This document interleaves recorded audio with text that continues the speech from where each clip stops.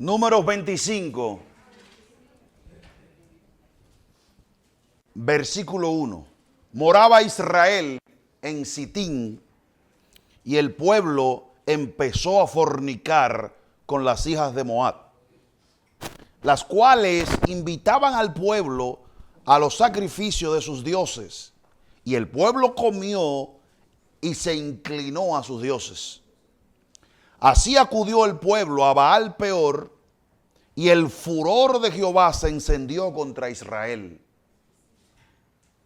Y Jehová dijo a Moisés: toma a todos los príncipes del pueblo y ahórcalos ante Jehová delante del sol, y el ardor de la ira de Jehová se apartará de Israel.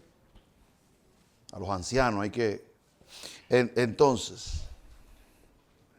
Entonces Moisés dijo a los jueces de Israel: matad cada uno aquello de vuestro, de los vuestros que se han juntado a Baal Peor. Y he aquí un varón de los hijos de Israel vino y trajo una madianita a sus hermanos a ojos de Moisés y de toda la congregación de los hijos de Israel, mientras ellos lloraban a la puerta del tabernáculo de reunión. ¿Usted está viendo lo que está pasando aquí?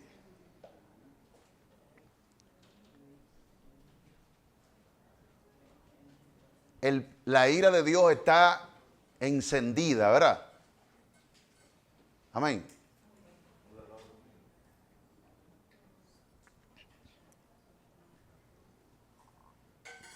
Oiga bien. Ustedes se acuerdan de Balaam, ¿verdad? Balaam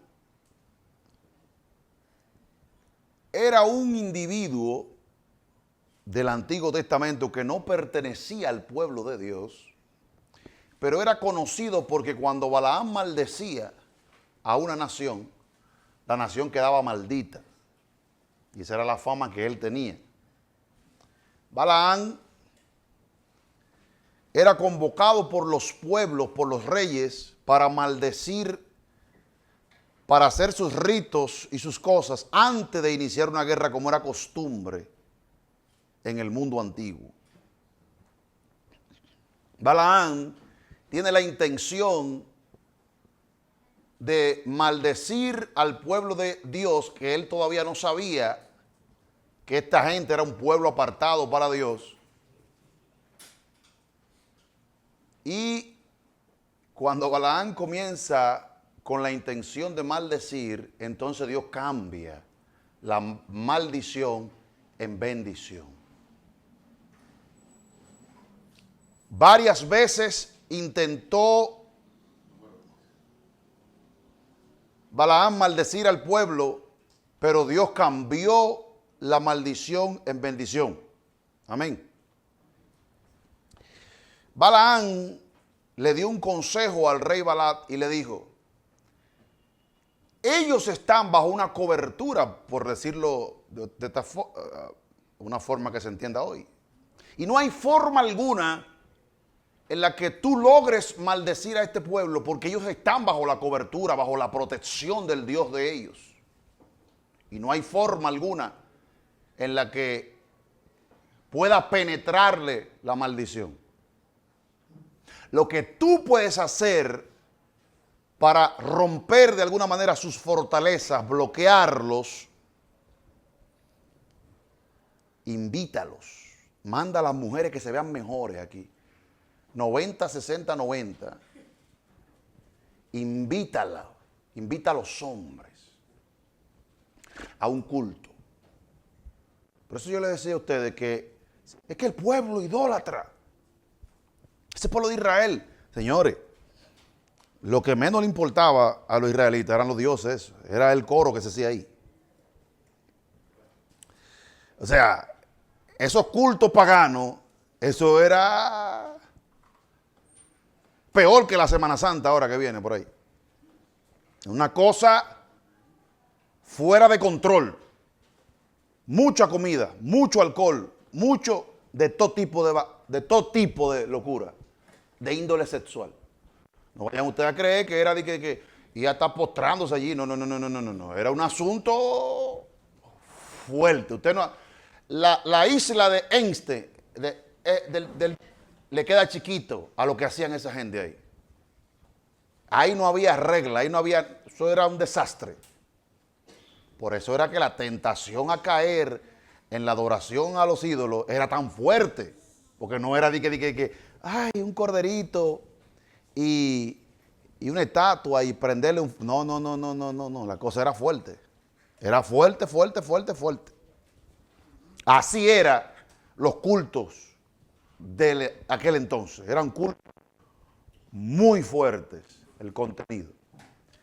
Y Balaam le dijo al rey, invita a los hombres a venir al culto, que automáticamente ellos participen de ese culto. Entonces las fortalezas, lo que lo tiene ellos protegido, van a ser vencidas y van a poder ustedes acabar con ellos. Por eso es que a Balaam, cuando Israel conquista, lo matan.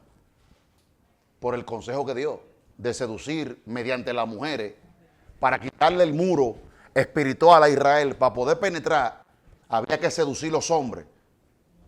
Oye, ¿cómo era el asunto? ¿Qué pasa? Que cuando el pueblo comienza a participar de estos cultos, de estas actividades, como dice aquí en el versículo 1, se enciende la ira del Señor.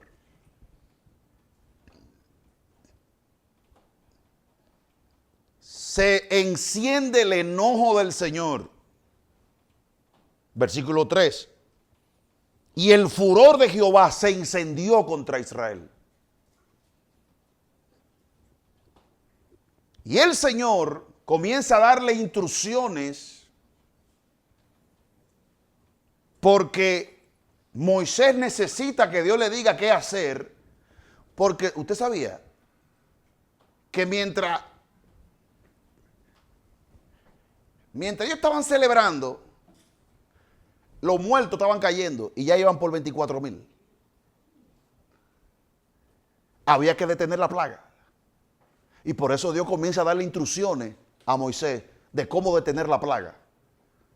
Si usted lee más adelante,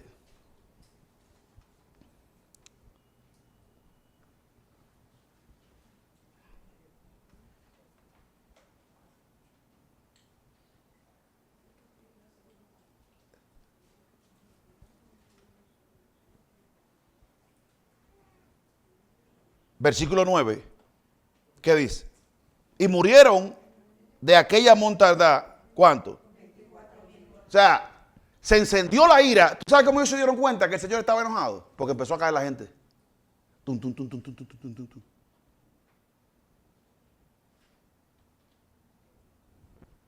Y para detener el enojo, Dios le está dando instrucciones. Y el pueblo que no participó en eso está frente al tabernáculo, en el suelo, todo el mundo tirado, clamando, llorando y lamentándose para que el Señor le tenga la plaga, porque la plaga viene por encima de ellos. Y comienza a decirle Dios a Moisés, agárrame todos los príncipes que participaron de ese culto y ahórcamelos para que se detenga la plaga. Y mientras está el pueblo llorando, postrado frente al tabernáculo, rogando, implorando a Dios, porque la muerte viene y la gente está cayendo como zapato, como mango maduro, y quieren detener la plaga porque viene. Aparece un usado del diablo y le pasa por el frente a Moisés con la mujer de aquel lugar, de aquel culto, y le pasa por el frente a Moisés y al pueblo, mientras están esta gente llorando y arrepentido, humillado delante de Dios, para que Dios pare la plaga. Eso es lo que dice el versículo 6. Y he aquí un varón de los hijos de Israel vino y trajo una madianita a sus hermanos a ojos de Moisés. O sea, mientras Moisés está recibiendo, versículo 4, y dijo Jehová a Moisés, toma a todos los príncipes del pueblo y ahórcalo delante de Jehová, delante del sol, y el ardor de la ira de Jehová se apartará. Mientras Moisés está recibiendo instrucciones, porque ya hay 24,000 que, o sea, el asunto estaba serio, se enciende la ira de Dios, empieza a caer los muertos, Moisés comienza a recibir instrucciones de qué tiene que hacer, y mientras el pueblo está llorando y todo el mundo está postrado, la gente de Dios está postrado en el suelo, clamando a Dios para que se detenga, pasa un lindo con una jeva por el frente de Moisés y delante del pueblo, como que él no está haciendo nada. Versículo 7, y lo vio Fines, hijo de Eleazar, hijo del sacerdote que, y se levantó de medio de la congregación y tomó una lanza en sus manos y corrió atrás de él.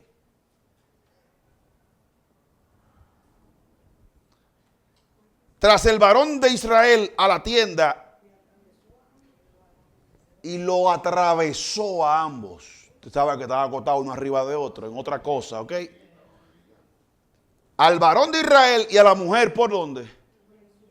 Por su vientre. ¿Y qué pasó? Fíjate que el Señor estaba dando instrucciones a Moisés. Tiene que hacer esto, esto y esto y esto, para que se detenga la plaga. Oh, pero pasa este tipo por delante de Moisés. Todavía no se había dado el tiempo ni el espacio para tomar la medida que el Señor dio para detener la plaga. Pasa este lindo por el frente de ellos.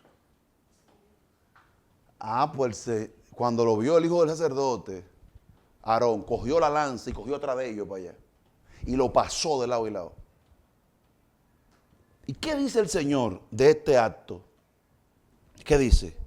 Y cesó la mortandad de los hijos de Israel. Y murieron de aquella mortandad, porque eran muchos los muertos, 24,000. ¿Sabes lo que son 24,000 gente cayendo instantáneamente ahí? Entonces habló Jehová a Moisés diciendo: Fines, hijo de Eleazar, hijo del sacerdote Aarón, ha hecho apartar mi furor de los hijos de Israel, llevado celo entre ellos, por lo cual yo no he consumido en mi celo a los hijos de Israel. Por tanto, diles: he aquí yo establezco mi pacto ¿de qué? De paz con él. Y tendrá él y su descendencia después de él el pacto del sacerdocio perpetuo, por cuanto tuvo celo por su Dios e hizo expiación.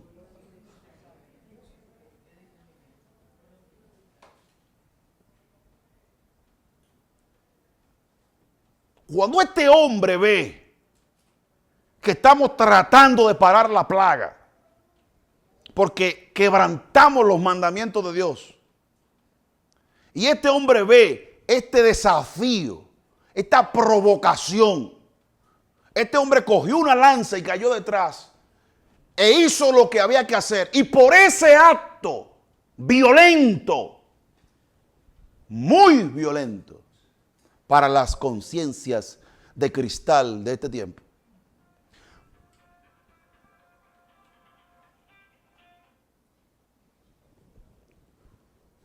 por ese acto violento, dice que se detuvo el enojo. ¿Qué provocó todo este problema? La fornicación, el adulterio, la idolatría. Provocaron a celo a Dios, y Dios sintió celo por su pueblo y comenzó el ataque.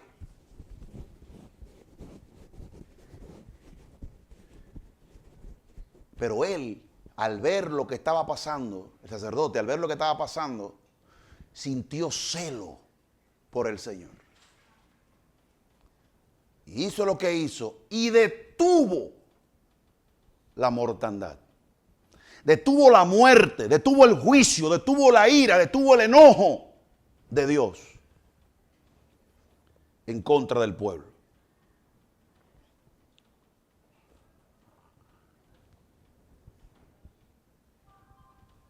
Y este hombre se coloca dentro de toda la Biblia de los pocos hombres que mediante sus acciones detienen el enojo, la molestia del Señor y logran el reconocimiento y la exaltación de Dios. Noé fue un hombre de esos pocos del Antiguo Testamento que mediante sus acciones Dios, por medio de ellos, los salva a ellos y los salva a la familia. Abraham es otro hombre de esos de la Biblia, de los pocos, que mediante la justicia y la relación y la intimidad que tenía Abraham con Dios, Dios salva a Lot. Y se acuerda de Abraham en el momento en que va a derramar juicio por causa, nuevamente, del problema de pecado y de pecado en específico. Porque casi en todo se repite el mismo pecado. Pecado de índole sexual.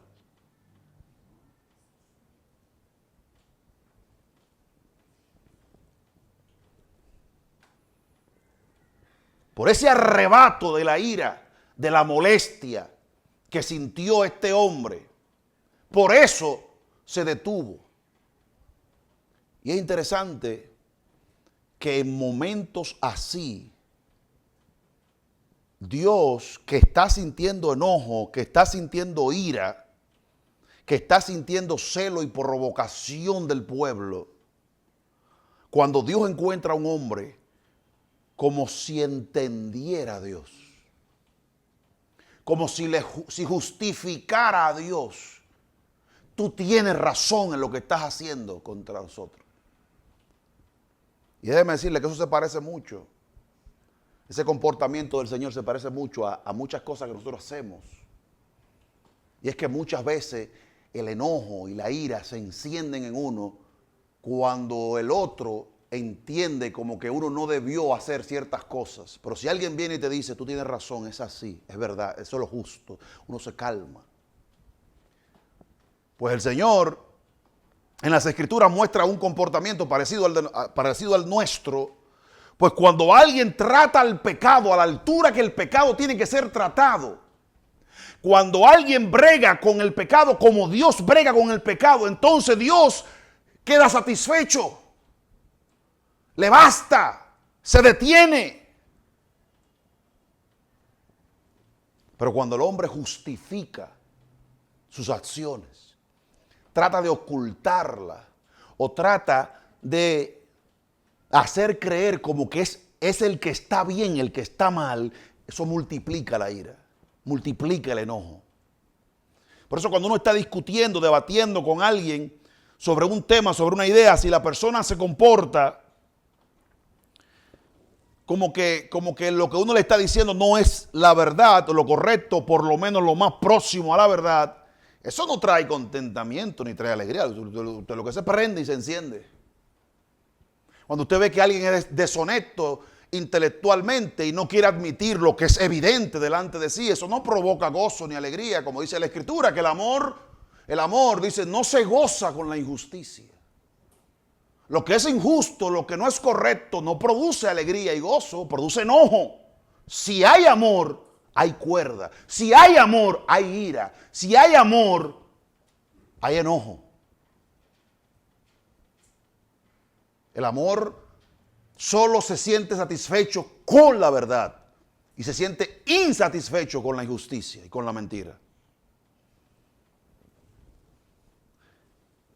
Aquí está el Señor acabando con el pueblo. Y el castigo que estaba derramando sobre el pueblo era el castigo justo, pues ese era el pacto que había. De hecho, si usted ve en el primer mandamiento, en el segundo y en el tercer mandamiento, que son los mandamientos que están relacionados al culto y a la adoración a Dios, dice que Él castiga la maldad de los padres en los hijos hasta la cuarta generación.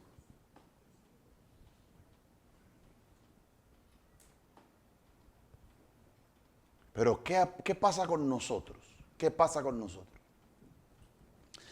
Nosotros pecadores de nacimiento, torcidos desde el vientre, como dice David, en pecado me concibió mi madre, que nos deleitamos en el pecado porque nos deleitamos en el pecado, que tenemos una mente torcida, y torcida no porque no tengamos conocimiento de la verdad, sino porque creemos que delante de los hombres vamos a escaparnos de las consecuencias de nuestros actos, no delante de Dios, porque Dios es recto y justo. Nosotros minimizamos el mal, minimizamos el pecado, minimizamos nuestras acciones.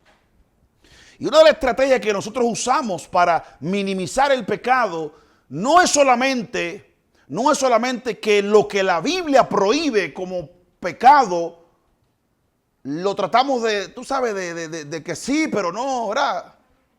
Sino que también ahora todo es pecado. O sea, usamos la estrategia de o negar lo que abiertamente la Escritura dice que es pecado, o comenzamos a decir, no, porque ahora tipo Satanás, con que Dios le ha dicho que no coman de ningún árbol. Eso fue lo que el Señor dijo. Eso fue lo que el Señor dijo. El Señor dijo, no te comas este árbol. Amén, hermano. No te comas este árbol. ¿Qué dice Eva? Él dijo que ni lo coma, que ni lo toque. Empieza a agregarle. El Señor dijo, no coman de ese árbol. Satanás viene y hace una pregunta maliciosa y dice, entonces ustedes no pueden comer de ningún árbol.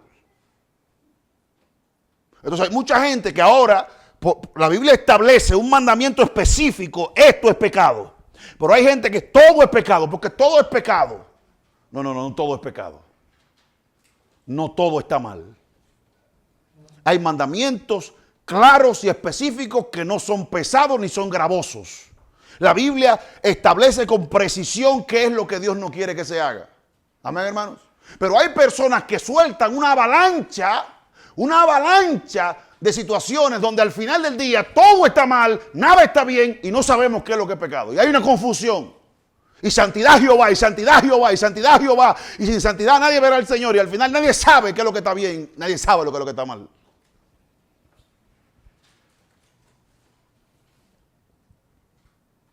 Cuando la Biblia especifica qué es lo que Dios quiere de ti y qué pide Jehová tu Dios de ti. Pan. La Biblia es específica. Amén, hermanos. La Biblia es específica. La Biblia te dice lo que es pecado. La Biblia te dice lo que Dios no quiere que tú hagas. Específicamente te lo dice. Amén, hermanos. ¿Y qué hacemos con el resto de acciones que la Biblia no te prohíbe? Comamos y bebamos, hermano. Porque lo que no está prohibido está permitido.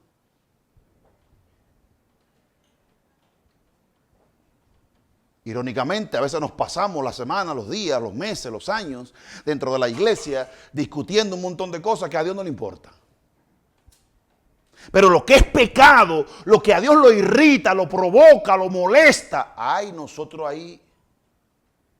Entonces es pecado, hermano, usar pantalón o usar falda. Es pecado beber vino o no beber vino. Es pecado comer un montón de disparate que la Biblia claramente dice que el que bebe no es más y el que no bebe no es menos. Y la iglesia se pierde en un montón de detalles y un montón de cosas que caen dentro de la libertad del creyente. Vamos a discutir el primer mandamiento, vamos a discutir el segundo mandamiento, vamos a discutir el tercer mandamiento específico, ese que habla de que no jures, que después el Señor, de que en el nombre del Señor jurarás, pero después el Señor Jesucristo dice que tú sí seas qué y que tú no seas, porque lo demás después de ahí, ¿de dónde viene? De Satanás, del maligno, personificando el mal. Cuando tú dices sí, cuando tú dices no y simultáneamente dices sí y no, ciertamente estás inspirado por Satanás, porque de mal procede. ¿No es así?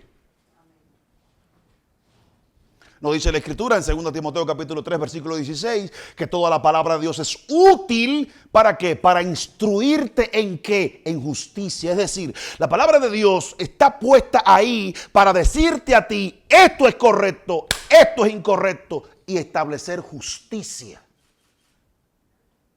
Sin embargo nosotros abrimos la boca y no tenemos cuidado. Mire qué ironía. Pues ninguno de nosotros se atrevería a contratar un abogado que hable ante el juez a lo loco. ¿No es así? Usted contrataría un abogado que hable así sin saber las leyes, sin saber esto y hable cosas que lo que usted puede salir con un problema de ahí. Pues déjeme decirle que cuando la Biblia dice que tú sí seas así, que tú no seas no, es porque todos los días, cada vez que tú abres la boca, usted está siendo evaluado delante de Dios.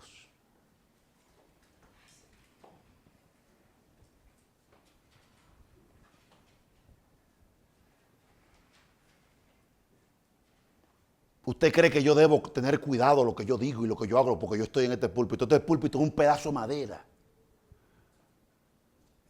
El templo es usted. El templo soy yo.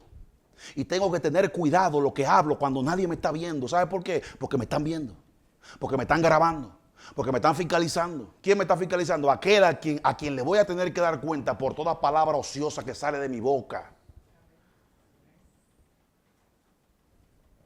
En el púlpito digo algo, idólatra, debe caerte el púlpito encima. Idólatra, ¿qué tiene eso que ver? Es un pedazo de madera. Además, Dios no habita en templos hechos por mano de hombre, y mucho menos en púlpito hecho de madera. Hermano, usted no puede decir eso. Si yo no lo puedo decir aquí, no lo puedo decir en mi casa, porque la boca mía es la santa, no el púlpito. Y el Espíritu Santo no habita en nada, es en la vida suya que habita. Por lo tanto, si usted no lo puede decir, no lo diga en ningún lado, porque usted es santo. El templo del Señor es usted y usted es santo, dice la palabra de Dios. Te alabamos, Señor. ¿Y qué usted cree? ¿Que está salvo? Porque usted no lo puede decir. Si usted no lo puede decir desde el púlpito, tampoco lo puede decir en privado, ni en público, en ningún lado. Porque la pureza no tiene que ver con esta reunión, sino con aquel que habita en usted.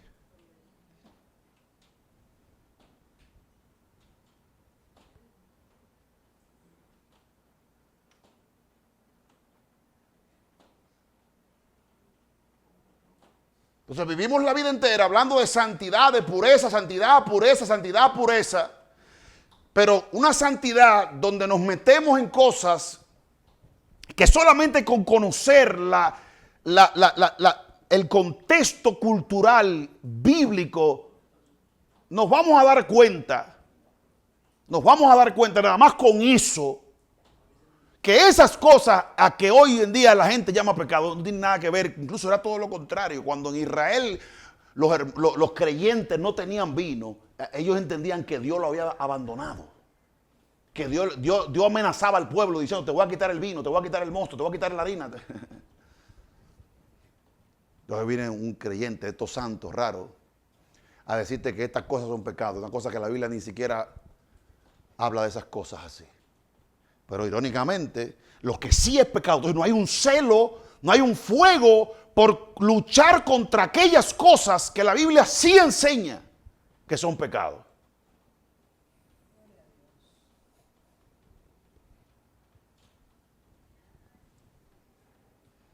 Usted ha escuchado aquella declaración que dice Ezequiel, que decía el pueblo de Israel: los padres se comieron las uvas agrias y a los hijos les dio la dentera. Eso era una frescura de Israel. Porque la ley decía que los padres no pueden morir por los pecados de los hijos, ni los hijos pueden morir por los pecados de los padres. Pero era para provocar a Dios, era una frescura que era metiéndose en un problema que estaban con el Señor, provocando a Dios con sus palabras. Cuando usted lee, por ejemplo, el libro de Malaquías, dice el Señor: esta gente vive diciendo, o sea, el Señor lo que está diciendo a través de Malaquías es tomando frases del día a día del pueblo de Israel y confrontándolo el día a día.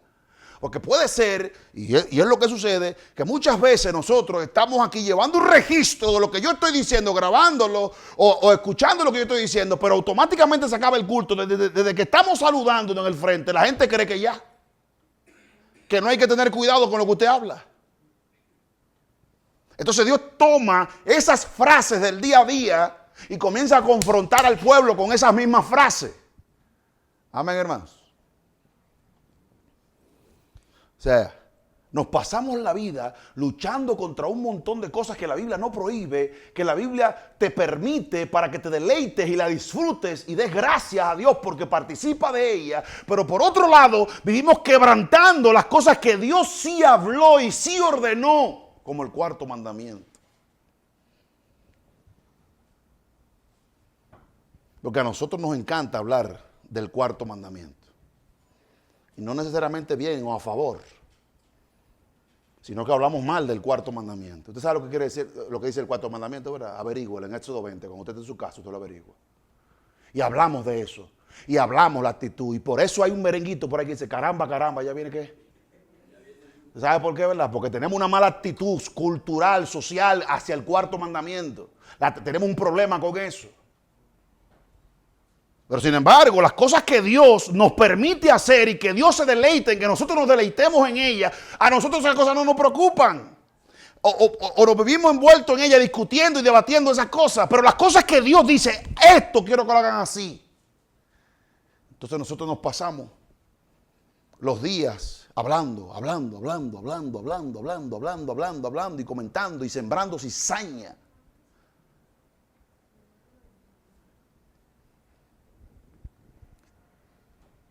Gracias a Dios, el pueblo dominicano, por lo menos en teoría y en la práctica, por lo menos en teoría, no está a favor del robo, porque es un mandamiento del Señor. Gracias a Dios. Pero el cuarto mandamiento, el no ser celoso del cuarto mandamiento, adivina dónde te va a llevar. A robar. Pues lo dice la Escritura, no me des riqueza, no sea que después de rico yo diga, ¿y quién es el Señor? Pero tampoco me des pobreza, porque ¿qué voy a hacer cuando no tenga dinero? ¿Qué voy a hacer cuando no tenga dinero? Voy a robar. Entonces nosotros nos pasamos la vida entera discutiendo, debatiendo y fiscalizando un montón de cosas que a Dios no le importan, pero las que sí estableció, la que sí el Señor estableció, entonces ahí somos débiles. Ahí somos frágiles.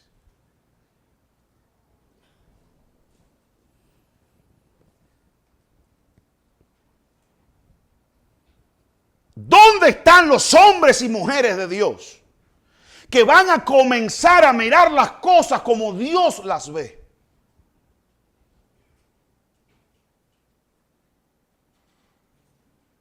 ¿Dónde está la gente que va a sentir celo por la ley de Dios? No celo loco, no celo sin ciencia, sino celo conforme a la palabra de Dios. Que digan, Dios dice que esto está mal. Y no importa lo que diga el mundo entero, eso está mal porque Dios dijo que está mal.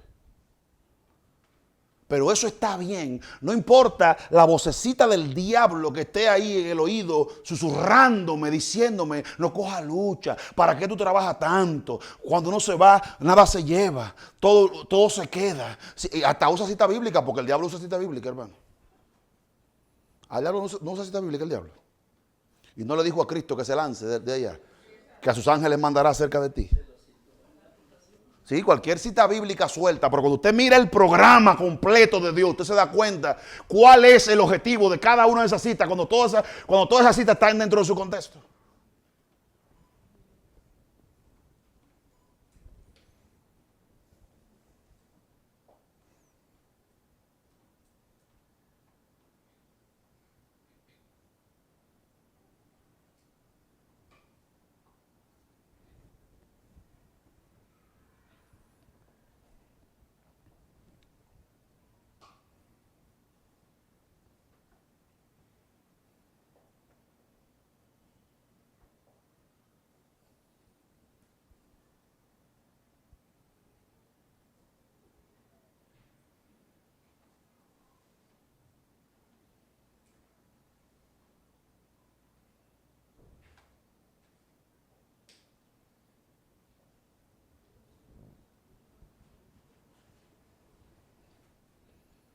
Dios nos ha establecido un programa de cosas que debemos hacer. Amén, hermanos.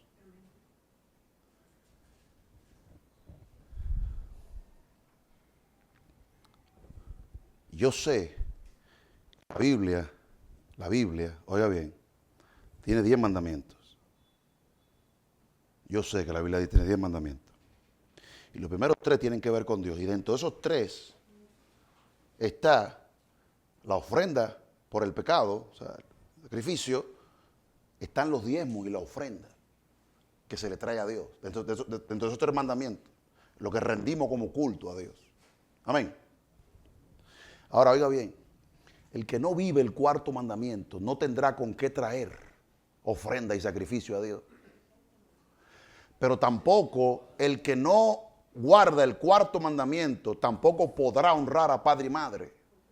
Porque los recursos se obtienen mediante el trabajo para usted honrar a padre y madre. Pero tampoco usted va a tener con qué formar un matrimonio y mantenerse en un matrimonio. Como dice, no adulterará, ¿verdad? No va a poder mantenerse dentro del vínculo del matrimonio si no tiene recursos, porque el que se casa, casa quiere. Pero tampoco podrá evitar el robar si no se entrega en cuerpo y alma al cuarto mandamiento. Porque va a terminar porque estamos sujetos a necesidades. Y cuando el hambre pica, cuando el hambre entra por la puerta, el amor sale por la ventana. Si usted no cumple el cuarto mandamiento y comienza a verlo con el ojo de Dios, usted va a tener un problema serio porque va a terminar matando.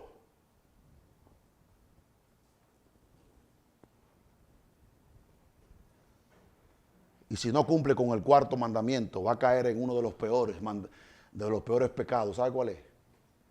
El de la envidia de lo que el otro tiene. Vas a envidiar la casa del otro, la pareja del otro, la esposa del otro. ¿Ves cómo el cuarto mandamiento lo define todo? No. ¿Cómo que usted va a ser cómo que usted va a ser perfecto como tu padre es perfecto, ¿No? Santo porque Él es. Perfecto porque Él es. Pero Él trabaja 6 días desde la creación. ¿Dónde están los verdaderos adoradores?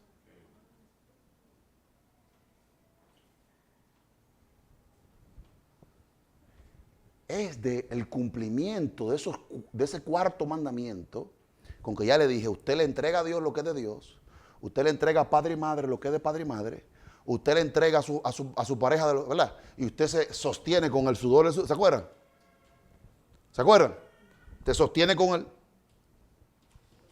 Es dentro de ese modelo de Dios que te lo acabo de detallar ahora mismo, que la Biblia dice que Dios bendice la obra de tus manos.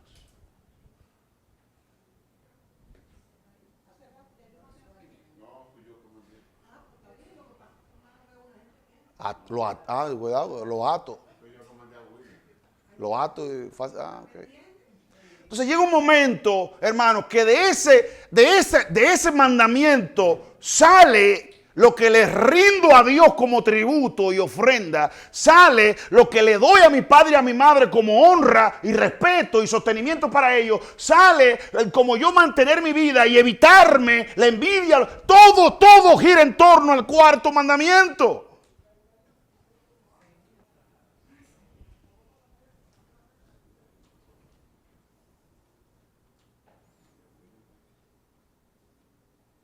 Es que hay gente que no me está dejando ejercer el cuarto mandamiento.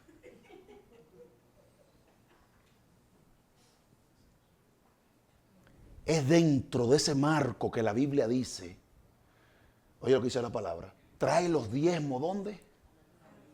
Y hay alimento en. ¿Y qué dice? ¿Cuál es la bendición? Ninguna planta tuya en el campo, ¿qué? Será estéril. Ay, pero esa mata, ¿quién la sembró? ¿Quién aró esa tierra? ¿Quién la sembró? ¿Usted está entendiendo lo que le quiero decir? Todo aquel que le hable a usted de traer diezmo y ofrenda sin el cuarto mandamiento lo está engañando a usted. Lo está engañando. Porque la bendición de Dios está atada a lo que usted haga. Porque usted traiga una ofrenda, usted no va a recibir nada. Porque la bendición de Dios viene dentro de un programa completo de acciones que tenemos que hacer para agradar al Señor.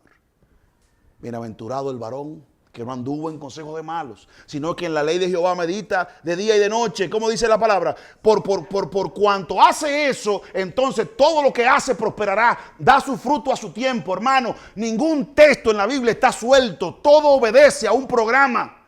No es a lo loco. Incluso la Biblia nos advierte que si nosotros pedimos para gastar nuestros deleites, nuestra oración no va a producir ningún efecto. La Biblia también nos advierte en el libro de Santiago que si nosotros pedimos y todos los días tenemos una petición nueva, que el hombre que cambia constantemente no recibirá cosa alguna del Señor.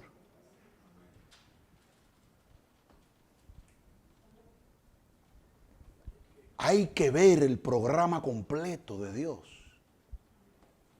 Amén, hermanos. ¿Sabe lo que hacían en el libro de Malaquías? Traían la ofrenda robada. Claro, porque el que no trabaja y llega el momento en que hay que presentarse delante de Dios con la ofrenda, adivina qué va a hacer. Si no la crió la oveja, ¿qué usted cree que va a hacer cuando llegue la hora de... Se la va a robar. Pero lo dice el autor de Proverbios. No me dé pobreza porque voy a robar. Es que cuando la pobreza aprieta, lo que pasa por la mente no es muy sano, no es muy bueno. Por eso el ejercicio constante del cuarto mandamiento aleja al hombre de un montón de problemas. Cuando David, que lo mandaron a ser rey, a pelear la batalla de Dios, se quedó en su casa, y la guerra allá, y él en su casa, ahí fue que él metió la pata. Porque no estaba donde tenía que estar. Como decía alguien por ahí, mente ociosa. Mente ociosa. Taller de Satanás. ¿Cuáles son la gente que van a comenzar a ver lo que Dios dice que es bueno como bueno y lo que Dios dice como malo, malo? Porque el problema con nosotros es, hoy en día,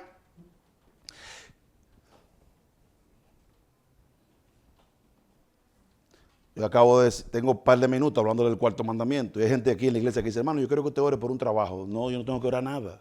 No están diciendo que esa es la voluntad de él. Pero lo estoy diciendo ahí. Eso es su deseo. Es su voluntad. Que te vaya bien. Que tú prosperes en las cosas que estás haciendo. Eso no es lo que dice ahí la palabra de Dios. Y que todo lo que haga prosperará. Y que te esfuerces y sea valiente en hacer las cosas que Él te ha indicado para que todo te salga bien. Y todo lo que tú emprendas te salga bien. ¿Pero no lo dice la palabra de Dios ahí?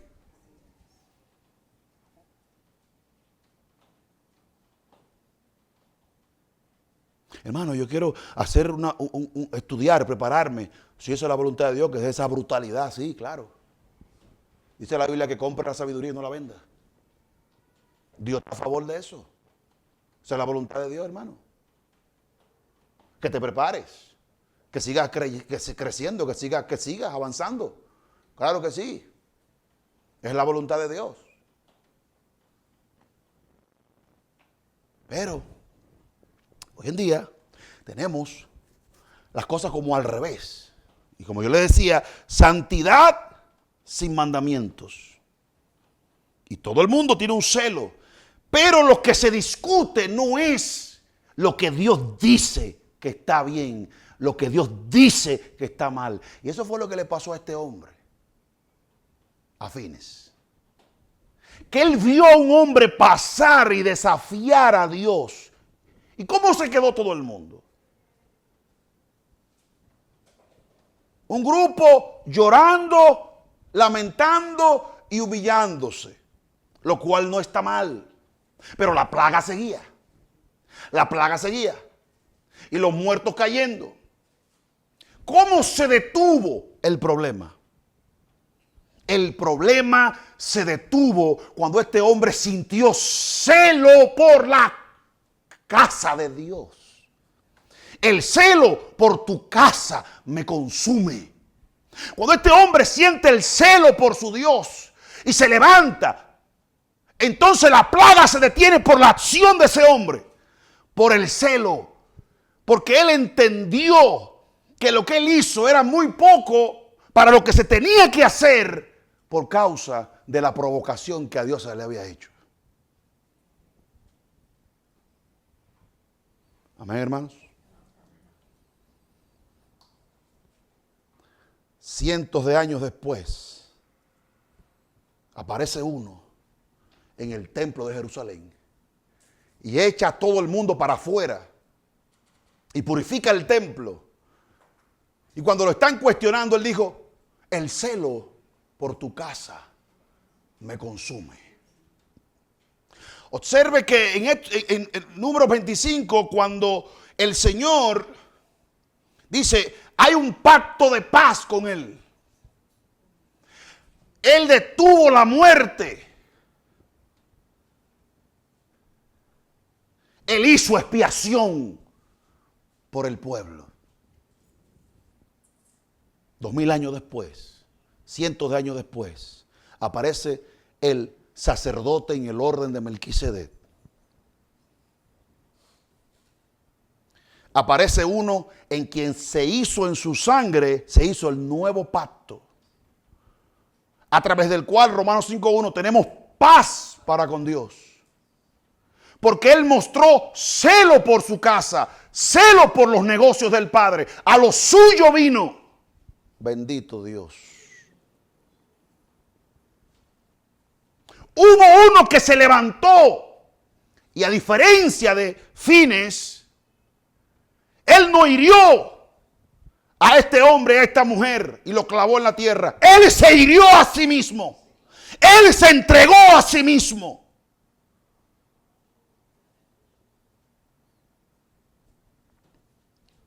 El acto allí con el que se detiene la muerte, se logra el pacto de paz, es mediante la ejecución de una persona. Pero con Cristo detuvo el juicio, detuvo la ira, detuvo el enojo, trajo el pacto de paz y detuvo la muerte. Nadie me quita la vida, yo la entrego. Este mandamiento recibí del Padre, que entregue mi vida y que la vuelva a tomar. Nadie me la quita, yo la entrego, yo la pongo y yo la vuelvo a tomar. Nadie tiene mayor amor que este, porque apareció uno que al mirar el rostro enojado del Padre, entendía que su enojo era justo, correcto, puro. Pero al mirar al hombre, vio su condenación y su juicio merecido. Y se expuso, no como aquel que hirió a otro, sino que Él mismo cargó nuestras cargas. Jehová quiso quebrantarlo, cargando sobre Él el pecado de todos nosotros. Y el castigo de nuestra paz fue sobre Él. Y por su herida nosotros fuimos curados.